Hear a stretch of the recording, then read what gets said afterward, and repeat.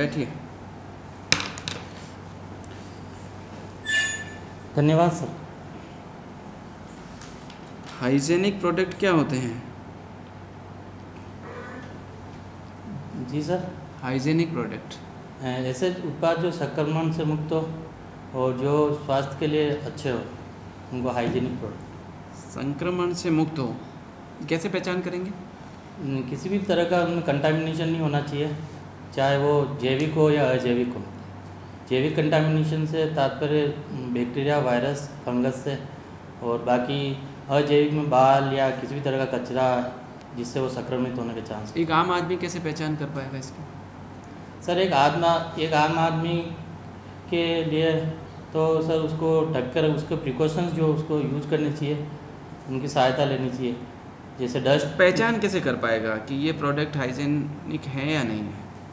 Sir उसमें बदबू नहीं आनी चाहिए, उसका कलर चेंज नहीं होना चाहिए, और किसी भी टाइप का उसका जो नेचुरल जो कलर है, जैसे दाल है तो उसका नेचुरल कलर चने की दाल का पीला होता है, अगर वो कलर कन्वर्ट होता है या उसमें बदबू आती है तो इस तरह से पहचान कर सकते आप बीएससी बायोटेक्नोलॉजी हैं? हैं। जी सर। बायो प्लस टेक्नोलॉजी, क्या सार है इसका? सर इसमें जो जीव होते हैं उनको तकनीकी मदद से हम उससे उत्पाद तैयार करते हैं, तो इसको बायोटेक्नोलॉजी कहा गया है, जिसमें हम जीन लेवल पर जाकर और उसमें फेरबदल करके जो समस्या होती है उसका निर्धारण करते हैं या समाधान करते हैं। ये इसका अध्ययन करने की आवश्यकता पड़ी या रुचि रही है आपकी? सर मेरी रुचि डेवलप होती गई और आवश्यकता तो ही। क्यों रुचि क्यों हुई? सर मेरा सब्जेक्ट जब मैंने 12th में बायोलॉजी ली थी तभी मेरा जीवन और जीवों के प्रति थोड़ा आकर्षण रहा है, तो उसी को आगे चलते हुए मैंने बायोटेक्नोलॉजी ली। मैं चाहता था कि मैं कुछ अलग चुनूँ और कुछ अलग करूँ, तो उस वक्त मैं मोहनलाल सुखड़िया विश्वविद्यालय में बायोटेक्नोलॉजी नया विषय आया था, तो मैंने कहा इस विषय को पढ़ के मैं अपना कैरियर अलग दिशा में ले जाऊँगा। ऐसे एलिमेंट बायोटेक्नोलॉजी के फील्ड में जो आज मनुष्य के जीवन को अच्छा बना रहे हैं, एक्टिव तो बना ही रहे हैं, स्वास्थ्य के लिए भी अच्छा बना रहे हैं, लेकिन उसमें जो उसको मदद सहयोग मिल रहा है वो एक नवाचार के रूप में है। कुछ ऐसे एलिमेंट आप बता पाएंगे या ऐसे गैजेट्स? सर अगर इनमें बात करें तो एक बायो फिल्टर आते हैं जो कारों में लगते हैं, जो प्रदूषण होने से बचाते हैं, और इसके अलावा जैसे आजकल ब्लड शुगर मापने के लिए मीटर भी आ रहे हैं, तो वो बायोटेक्नोलॉजी की मदद से, तो जिनको अपन रियल टाइम टेस्टिंग इक्विपमेंट कह सकते हैं। कब वो आपका बीएससी का कौन सी ईयर में कंप्लीट किया आपने? सर मैंने 2008 में। 2008 जी। और जॉब में कब से हैं? सर मैं 2009 से जॉब में। 2009 से। जी। अभी हम देखते हैं कि जैसे ही सितंबर और अक्टूबर का जब टाइम आता है तो दिल्ली और एनसीआर में बहुत अधिक पोल्यूशन हो जाता है। क्या रीज़न है उस पोल्यूशन का और क्या समाधान आप सोचते हैं? सर दिल्ली और जो एनसीआर जो इलाका है वहाँ पर जो पोल्यूशन की मेन वजह है वहाँ की बढ़ती पॉपुलेशन और वहाँ पर जो व्हीकल होते हैं उनका धुआं। इसके साथ साथ उसके जो आसपास का एरिया होता है वहाँ पर फसल कटने के बाद पराली जलती है, तो उसके धुएं की वजह से वहाँ पर पोल्यूशन होता है इसको। और वहाँ इंडस्ट्रियल एरिया भी चूँकि वहाँ पर बहुत ज़्यादा है, तो इंडस्ट्रियल होने की वजह से फॉग की समस्या रहती है सर्दी के समय में। इसको कम करने के लिए हम बायो फिल्टर का यूज़ कर सकते हैं, तथा हम जब इंडस्ट्री और फोग का क्या रिलेशन है? सर इंडस्ट्री में जब कोई भी उत्पाद बनता है तो उसका जो धुआं निकलता है उसमें सल्फर डाइऑक्साइड और कार्बन डाइऑक्साइड, इस तरह नाइट्रोजन ऑक्साइड निकलते हैं, तो उनके जो कंटेन होते हैं, जो मॉलिक्यूल होते हैं हवा में, तो वो फॉग का निर्माण करते हैं। तो इस तरह से हम जो इंडस्ट्रियल जो पाइप होते हैं वहाँ पर फिल्टर लगा सकते हैं ताकि पोल्यूशन में जो ये मोटे जो कण होते हैं वो रुक जाए, और जब सर्दी में जब इस तरह की संभावना पड़ती है तो पानी की बौछार करके जो ये जो धातु या पार्टिकल्स होते हैं जो हवा में जाते हैं वो पानी के साथ सेटल्ड हो जाएंगे। इस तरह से हम उसका बचाव कर सकते हैं। घनत्व कितना है दिल्ली का? सर घनत्व तो माफ़ी चाहता हूँ, इसकी मुझे एग्जैक्ट जानकारी नहीं। वो काफ़ी अधिक घनत्व है। इतने बड़े घनत्व क्षेत्र में क्या पानी की बौछारें करना संभव है? सर लगभग हम बात करें तो 100 किलोमीटर में वो फैला हुआ है, जी। है ना? इतने बड़े एरिया में यदि पानी से हम बौछारें करके उसको पोल्यूशन दूर करने का प्रयास करेंगे तो ये तो फ़ायदे की चीज़ नुकसान हो जाएगा। सर इसका एक और समाधान है जो हाल ही में मैंने पढ़ा था, इसमें स्मोक टावर लगाए गए जो कार्बन डाइऑक्साइड टावर लगाए गए जगह जगह चौराहे पर, जहाँ पोल्यूशन की समस्या रहती है वो उस स्मोक को कलेक्ट करते हैं और उसको कार्बन में कन्वर्ट करते हैं, तो वही कार्बन फिर इंडस्ट्री में जो इंक बनाने में भी यूज आता है। ठीक है जी। और क्या रीज़न है पोल्यूशन के आपने? सर एक पराली जलाने का रीज़न है ना, वो बताया आपने, उसके अलावा? सर माफ़ी ज़्यादा अभी मुझे 2 ही याद है। अच्छा, कितना लेवल पहुंच जाता है पोल्यूशन का वहाँ पर? एक हमारा कुछ नापने का कोई स्केल हो, उसका कितना लेवल होना चाहिए और कितना वहाँ पे पहुँच जाता है, इस विषय में बताएं। सर मापने का ppm में मापते हैं इसको और रेड जोन तक पहुँचता है। सर इसके एक्चुअली मुझे टेक्निकल इसकी डिटेल तो आइडिया नहीं है। जी। अभी ठीक है, समझ आ रहा है। आप 2009 से कार्यरत हैं प्राइवेट सेक्टर में? जी मैडम। लगभग आपको 12 साल हो गए हैं। जी। तो प्राइवेट सेक्टर में कहाँ किस पोजीशन पे है? प्रोडक्शन? मैडम मैं प्राइवेट जॉब करता हूँ प्रोडक्शन मैनेजर के पद। कहाँ पे करते हैं? मैं उदयपुर में। तो आप प्राइवेट सेक्टर छोड़ के सिविल सर्विसेज में आप आना चाह रहे हैं, जी। ऐसा क्यों? मैडम जब मैंने ग्रेजुएशन अपनी कंप्लीट की तो मुझे आर्थिक ज़रूरत के लिए नौकरी करनी थी, तो मुझे प्राइवेट जॉब में गया। प्राइवेट जॉब करने के दौरान मैंने ये पाया कि मैंने जो 2-3 साल जब प्राइवेट जॉब की उसके बाद मैं ये पाया कि मैं प्राइवेट जॉब में तो अपना योग्यता सिद्ध कर रहा हूँ, मैं निरंतर आगे भी बढ़ रहा हूँ। और जब प्राइवेट जॉब में बहुत बार ऐसा भी हुआ मेरे साथ में कि मुझे सरकारी कार्यालय में बहुत सारे जो काम होते हैं, इलेक्ट्रिसिटी बिल हो गया, पोल्यूशन सर्टिफिकेट हो गया, इसके रिगार्डिंग मुझे जाना पड़ा। तो वहाँ के जो अधिकारी हैं उनकी जो कार्यशैली थी उनसे मैं प्रभावित हुआ और मैंने सोचा कि मेरे में योग्यता है तो मैं क्यों ना मैं भी एक बार कोशिश करूँ, और उसके बाद मैंने इसकी तैयारी शुरू की। तो समय बहुत लंबा रहा लेकिन आपका ना 12 साल का कार्यकाल रहा। जी, मैंने 2013 में फर्स्ट दिया था, फिर 2016 में दिया था, तो मैं किन्हीं कारणों से नहीं आ पाया, तो मैंने उसके जो भी मेरे कारण रहे उन पर काम किया और फिर 2016 में मैंने दिया था वापस। अच्छा, तो मुख्य अंतर क्या रहता है प्राइवेट सेक्टर में और पब्लिक सेक्टर में जो आपको प्रभावित भी कर रहे हैं? जी, प्राइवेट सेक्टर में मैडम जो व्यक्ति हैं वो हमेशा अपने लाभ और जो उसका लक्ष्य होता है जो उसको टाइम के साथ पूरा करना होता है उसके हिसाब से काम करता है, और इसी के साथ उसको कम से कम सोर्स, ह्यूमन सोर्स जो आर्थिक सोर्स होते हैं उसके साथ काम करना पड़ता है और टीम वर्क के साथ काम करना पड़ता है। उसी तरह अगर हम इधर बात करें तो प्रशासन में हमको भी टीम वर्क के साथ काम करना पड़ेगा, और एक जो वर्क कल्चर है जो मैं प्राइवेट जॉब से सीखा है उसके साथ मैं इस पर बेहतरीन काम कर सकता हूँ। क्योंकि अब तो सार्वजनिक क्षेत्रों का बहुत सारे ऐसे क्षेत्र हैं जिनका प्राइवेटाइजेशन होने वाला है। जी। तो ऐसे समय में आप या इस बारे में आप क्या अपने विचार रखना चाहेंगे?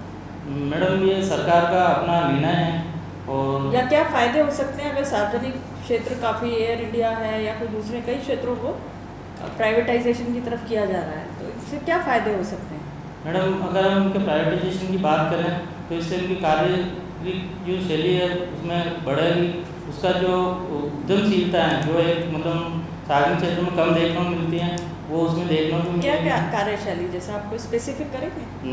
जैसे मैडम कोई भी काम होता है उसको समयबद्धता के साथ करना है, और कोई भी लक्ष्य होता है उसको जो उनके मानदंड होते हैं आर्थिक मानदंड में इतना हमें रेवेन्यू जनरेट करना और इतना प्रॉफिट करना है उस आधार पर काम करना है।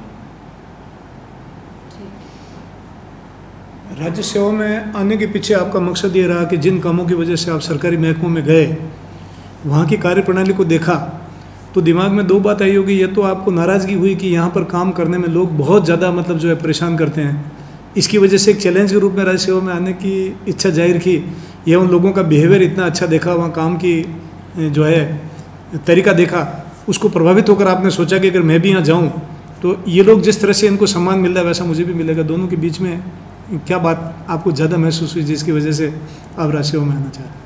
सर अगर मैं बैंकों की बात करूँ तो वहाँ पर जो कार्यशैली है उससे निश्चित रूप से मैं प्रभावित हुआ हूँ।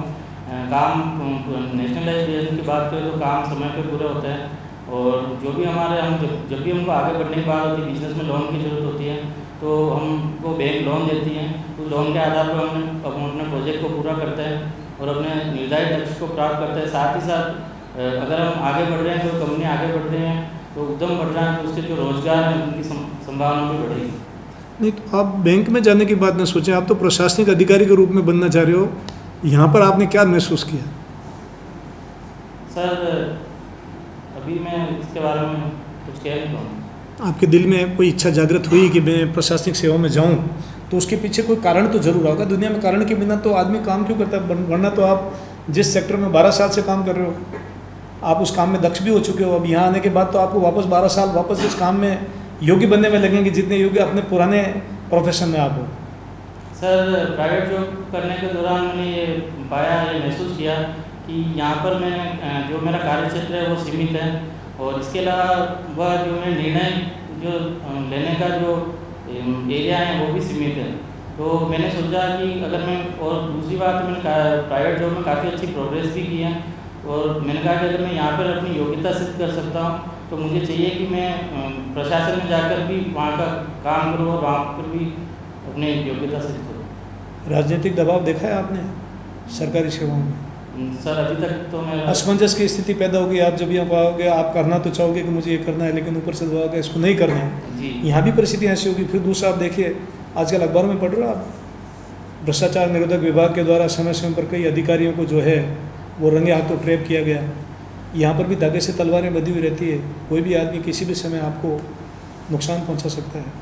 तो उसके चैलेंज के बावजूद भी इस सेवा में आना प्राथमिकता है आपकी? जी बिल्कुल प्राथमिकता है, क्योंकि हम एक जनप्रतिनिधि के साथ ही उसकी भावनाओं को समझते हुए, जनप्रतिनिधि का अपने क्षेत्र के लिए जो अनुभव होता है, क्षेत्र की समस्या जनप्रतिनिधि को अच्छी तरह से पता होती है, तब उनका अनुभव का लाभ उठा के और उनके साथ इस कार्य का समापन कर सकते हैं। क्या आप प्रशासनिक सेवा में जाना चाहेंगे? कोई 3 एक्ट बताइए जिसके तहत एसडीएम काम करता है। ऐसे कौन से अधिनियम हैं, कानून हैं जिसके तहत प्रशासनिक अधिकारी एक एसडीएम काम करता है? सर अधिनियम तो काश्तकारी अधिनियम है और राजस्व अधिनियम है। सर पूरा तो रिकॉल नहीं कर पा रहा। अभी लोक कल्याणकारी जो कार्य हो रहे हैं, योजनाएं चलाई जा रही हैं सरकार के द्वारा, उसमें ये माना जाता है कि प्रशासन केंद्र बिंदु है और उसके माध्यम से जनता तक वो योजनाएं, उसका प्रतिफल पहुंचता है। तो इस समय में एसडीएम की भूमिका तो मुख्य हो जाती है। आप जब एसडीएम बनेंगे तो कौन सी ऐसी योजनाएं होगी जिन पे आपका पूरा फोकस रहेगा और उसको आप कोशिश करेंगे कि जनता तक सुचारू रूप से पहुंचा सकें? सर मेरी कहाँ पोस्टिंग होती है, पहले मैं ये देखूंगा कि जिस जगह मेरी पोस्टिंग होती है उस जगह की समस्या क्या है। आप तो सामान्य बताइए कि ये 3 योजनाएं होगी जिस पे आपका पूरा फोकस रहेगा। सर मेरा टीएसपी एरिया में वंदन योजना है, उस पर मेरा फोकस रहेगा। इसके अलावा अभी इंदिरा मातृ पोषण योजना है, उस पर मेरा फोकस रहेगा। और साथ ही साथ जो स्वास्थ्य के एरिया में हम बात करें तो निःशुल्क दवा योजना है, उस पर मेरा फोकस रहेगा। ठीक है, okay, thank all you. The best. धन्यवाद। बैठिए, आपको फीडबैक दे देते हैं। अजीत जी, आप ये मेरे ख्याल से 4था इंटरव्यू होगा आपका। हाँ आप इतना परेशान क्यों रहते हो? खुश क्यों नहीं रहते? आपको अगर आप परेशान रहोगे या खुश रहोगे तो कोई मार थोड़ी देगा। मुझे ऐसा लग रहा है कि आपके चेहरे पर बस एक ही गेटअप दिखा, एक ही सीन दिखा, उसके अलावा कोई चेंज नहीं हुआ इसमें। एक नीरस सा व्यक्ति एक परेशान मुद्रा में अपने जवाब को दे रहा है। ये मैंने फर्स्ट आपके उसमें भी बताया था, आज भी बता रहा हूँ। आपका वो मेरे पास में लिखा हुआ है, जब आपका इंटरव्यू हुआ था, आप घबराएं नहीं, सटीकता रखें, स्माइल रखें, फैक्ट पे जाएं, आरएस क्यों बनने चाह रहे हैं, सामान्य प्रश्नों के उत्तर अच्छे से दें। ये लास्ट इंटरव्यू का फीडबैक है जो मेरे पास लिखा हुआ है, और इस इंटरव्यू का फीडबैक भी सेम ही है। दैट मीन्स कोई चेंज नहीं हुआ है, यानी आपने अभ्यास नहीं किया। आपका इंटरव्यू कब है? 8 8 अप्रैल को। तो कम से कम इतना तो कर ही सकते हो कि उस इंटरव्यू का आनंद लिया जाए, बजाय कि ये सोचें कि हमें इतना स्ट्रेस दे दिया और पता नहीं रिजल्ट क्या होगा। मैं आपको बता देता हूँ कि अगर आप इंटरव्यू का आनंद लोगे तो नंबर अच्छे आएंगे, और अगर आपने ऐसे स्ट्रेस रखा कि आपके चेहरे पे तो मुस्कान ही नहीं आ रही है, ऐसे बांध के रखा हो, ऐसा लग रहा है कि आपको बांध करके Stress ज़बरदस्ती बहुत लग बिठाया रहा है है, actually। पीछे बम बांध रखे हो, ऐसा लग रहा है कि आप घबराए हुए हो। घबराने की ज़रूरत नहीं है बिल्कुल भी। आपको कुछ फील्ड की तैयारी अच्छे से कर लेनी है, क्योंकि आपसे कुल मिलाकर के 50-60 प्रश्न पूछे जाएंगे। उन 50 में से अगर आपने अच्छे से 30 प्रश्नों के जवाब भी दे दिए तो आपका काम हो गया। पर ऐसे रहोगे तो आप 50 के 50 प्रश्नों के आंसर दे आओ, आपका रिजल्ट अच्छा नहीं आएगा। इसलिए आपको अपने हाव भाव को जो सकारात्मक होते हैं उनको दिखाना बहुत ज़रूरी है। जी सर। मुस्कुराओ तो इसके पैसे थोड़ी लगते हैं। हाँ? इतना क्या घबराना है, ये स्माइल रखो। आप कब कब स्माइल कर सकते हैं, क्योंकि आपने उस समय मेरे ख्याल से अरुण सर के बोर्ड में भी आपने इंटरव्यू दिया था, तब भी गड़बड़ हुई थी, अभी भी वो चेंज नहीं हो पाया है, और ये बहुत बड़ा पैनिक क्रिएट करेगा आपके लिए रिजल्ट के समय में। आप जब क्वेश्चन के आंसर को एंड पे ले जा रहे हैं, जब आप ख़त्म करने वाले होते हैं, तब आप हल्की सी मुस्कान तो दे ही सकते हैं। बिल्कुल। हाँ, ये अब कोशिश करो, ये अब प्रैक्टिस करो इसकी, बिल्कुल। नहीं तो ये आपका व्यक्तित्व बाहर नहीं आ पा रहा है, आपने उसको समेट दिया है, इसको कॉम्प्लेक्स मोड पे ले आए हो, एकदम अंदर ही सीमित है, टाइट, बाहर ही नहीं आना चाहते आप, वैसे वैसे बैठे हो। तो ये कोशिश करो, क्योंकि जब तक आप ये खुलोगे नहीं ना, अपने आप को बाहर नहीं लाओगे, तब तक आपका कन्वर्सेशन स्किल भी बाहर नहीं आ पाएगी, कम्युनिकेशन ठीक से नहीं कर पाओगे और आनंद नहीं आएगा। हम चारों जो है, और आपका आफ्टरनून है या बिफोर नून है? Before morning session afternoon afternoon है ना, तो आफ्टरनून। फिर और ज़्यादा नीरस हो जाएगा, क्योंकि वो लंच किए हुए लंच किए होंगे। होंगे, गर्मी का टाइम होगा, वो थके हुए होंगे, उनको आलस आ रहा होगा, और आप ऐसे बैठ जाओगे, दिमाग खराब हो जाएगा। देखिए यहाँ आपका छीन कुछ भी नहीं रहा है, कोई छीन नहीं रहा है आप यहाँ से, आपको तो गेन करना है, पाना है कुछ। आराम से मुस्कुराते हुए बैठिए, आराम से। आपको घबराहट किस बात की, ये बताओ। मैं आपसे 5 मिनट ज़्यादा बात कर लूँगा, लेकिन ये आपका आज खत्म हो सर मामला। नहीं हो मतलब मैं देखो, आप बोलते भी ऐसे ही रहे हो इससे। नहीं हो। अरे खुल के जियो ना जिंदगी में। आप कितने मेहनती इंसान हो, 12 साल से एक ऐसी सेवा में रहने के बाद भी आप कंपटीशन फाइट करके रिटर्न पास करके आए हो। जी। मैं आप दूसरों से बहुत ज़्यादा, हम सब जो आपको बता रहे हैं वो ये नहीं है कि आप में कमियां हैं। हाँ। हम ये बता रहे हैं कि नंबर कैसे लाए जाएं, जी बिल्कुल।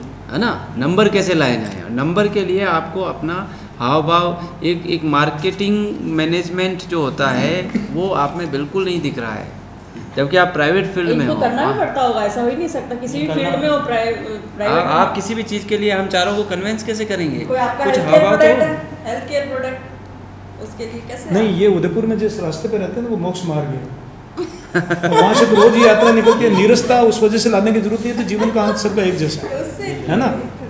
मुमुक्षुतम अवस्था का मतलब होता है इच्छाओं का दमन कर देना। इच्छाओं का दमन से मतलब ये नहीं कि आरस नहीं बनना, बिल्कुल। आप उसमें मत जाइए, उस डिप्रेशन में मत जाओ। जी। आप लक्ष्य घबराए को प्राप्त करना, आप लक्ष्य प्राप्त करने के लिए आए हो, मुस्कुराते हो आओ, कॉन्फिडेंस होना चाहिए आप में, और ये होना चाहिए कि मुझे सब आता और है। जबकि पेशेंस से क्यों इतनी बार आप दे रहे हो, इतने टाइम बाद दे रहे हो, ये बड़ी बात होती है। और मुझे सब आता है और नहीं आता, उसके लिए स्पष्ट होना कर दो साहब नहीं आता। हेल्थ और हाइजीन से आप जुड़े हुए हैं ना, तो सुबह सुबह जैसे योगा मेडिटेशन ये आपकी लाइफ का पार्ट है क्या अभी? सर मैं अभी 10-15 दिन से प्राणायाम कर रहा हूँ ताकि दिमाग को कंट्रोल करूँ। अब आप थोड़ा कॉमेडी शो देखो, हाँ, अपने आप को उस मुद्रा में लाओ जिससे तनाव ना हो, है ना। खुश रहो। नहीं, कोई फ़र्क नहीं पड़ता, एक्चुअली फ़र्क नहीं पड़ता। अगर आपने अपने आप को वहाँ एक अच्छे इन द सेंस कि आप खुशनुमा मिजाज के इंसान नज़र नहीं आए, तो फिर आपकी 2 बजे 3 बजे के करीब आपका इंटरव्यू होगा, 3-3:30 बजे करीब, ऐसे समय में जबकि भरपेट खाना खाया होगा उन्होंने, और जबकि एसी चल रहे होंगे और ऐसा लग रहा होगा कि तू जा हम सोएं, तो फिर आपकी इस नेचर को कौन जलेगा? वहाँ पर कोई नहीं जलेगा। आपको उनमें जगाना पड़ेगा कि जागिए और मुझे सुनिए, मैं वैल्यू रखता हूँ आपके लिए, है ना। तो इसके लिए सबसे प्राथमिक जो चीज़ है वो ये है आपका चेहरा। तो आप चेहरे पर, अब आप वो वीडियो वाला कॉन्सेप्ट 5 दिन करें, और उस पर जो है ये रखिए कि लास्ट शुरू सुनते वक्त जैसे हम प्रश्न को बोल रहे हैं, तो आपके चेहरे पर, आपकी मुस्कान से, आपकी आंखों से, हाव भाव से हमें पता रहे कि आप उसमें कैसा महसूस कर रहे हैं, आप उसको रिसीव भी कर रहे हैं या नहीं। आप बस बैठे और यूं कर रहे हैं तो हमें नहीं पता चल रहा है कि आप किस मोड में रिसीव कर रहे हैं। तो एक अच्छा रिसीवर बनने के लिए क्या आप अपने आप को प्रेजेंट करेंगे, वो आपको करना पड़ेगा। समझ रहे बात को? मैं अभी बाद में और बताऊंगा आपको, इस पर ठीक है। डिटेल में बात करेंगे, पर ये मेन की है। हाँ, main अगर आपने ये नहीं किया तो कितना ही अच्छा आप सटीक जो फार्मूला बेस जो है आंसर दे रहे हैं वो पे नहीं करेगा आपको, जी बिल्कुल। नुकसान करेगा। जैसे आपने एंट्री भी की ना, तो उसे एनर्जी कहीं से लग नहीं रही थी कि आप में एक ऊर्जा है, आपको ऐसा लग रहा था कि जबरदस्ती बाहर से किसी ने धकेला हुआ था यहाँ पे आ गए। तो एनर्जी के साथ में एनर्जी मतलब बहुत ज़्यादा नहीं दिखा, लेकिन लगे कि हाँ आप एकदम कॉन्शियस हैं। ठीक है, ठीक है। क्या करोगे? कोशिश करूँगा कार्टून वार्टून देखो। हाँ, कोशिश करो थोड़ा कैजुअल अप्रोच में आ सको। बिल्कुल आप तो ऐसे फॉर्मल हो गए हो कि अब अंदर ही रहूँगा, मैं बाहर ही नहीं निकलूँगा। जी। तो बाहर तो निकालना पड़ेगा, तब जाके हम पहचान पाएंगे कि आप खुश भी होते हो। आप सोचिए कि आप SDM हैं, इतने लोग आपके RI, पटवारी, तहसीलदार सब आपके सबऑर्डिनेट में काम कर रहे हैं, और आप मीटिंग लेने बैठ गए ऐसा मुँह सुजाया हुआ, और आप उनको कहेंगे कि चलो कैंप के लिए चलते हैं, काम करते हैं। आप कैसे बोलोगे? मोटिवेट ही नहीं कर पाओगे आप। तो ये मोटिवेट कब करोगे? जब आप खुश हो, आप में एनर्जी हो, आप बता पाओगे ये ऐसा करेंगे, वैसा करेंगे, आप ये करोगे, वो करोगे। ये हाव भाव, चेहरे की जो संरचना है, ये एनर्जी को ही तो बताती है। आपके शब्द चयन बताते हैं, आपकी स्पीड बोलने की उसको बताते हैं। इसलिए जो है वही रहेगा, क्योंकि आप जानते हैं, मैं बार बार कहता हूँ कि आपके अज्ञान का क्षेत्र और ज्ञान के क्षेत्र में तो बहुत अंतर है। तो जो है उसी को ढंग से प्रेजेंट कर लो, ये प्रैक्टिस करनी है। बाकी कोई फीडबैक नहीं है, सिर्फ ये है, ये प्राइमरी चीज़ है, उसको करना ज़रूरी है। ओके, ठीक है। 1 मिनट का मैं इसमें ये बताता हूँ, यदि आप कर पाएँ तो अपने फ्रेंड्स से ना बातचीत करो फेस टू फेस, और उस समय पूरा अपने आप को जज करते रहो कि मैं मुस्कुरा रहा हूँ या नहीं रहा, जी मेरा हाव भाव कैसे जा रहा है, कहीं तनाव तो नहीं बन रहा आंखों के पास में। तो ज़्यादा से ज़्यादा कन्वर्सेशन करो, बातचीत करो, लाफिंग करो फ्रेंड्स के साथ में, उससे आपका ये जो है ना निखार आएगा इसमें। और उसी टारगेट को लेकर के कि अपने आप को जज करते हुए बातचीत करो। ठीक है। ओके।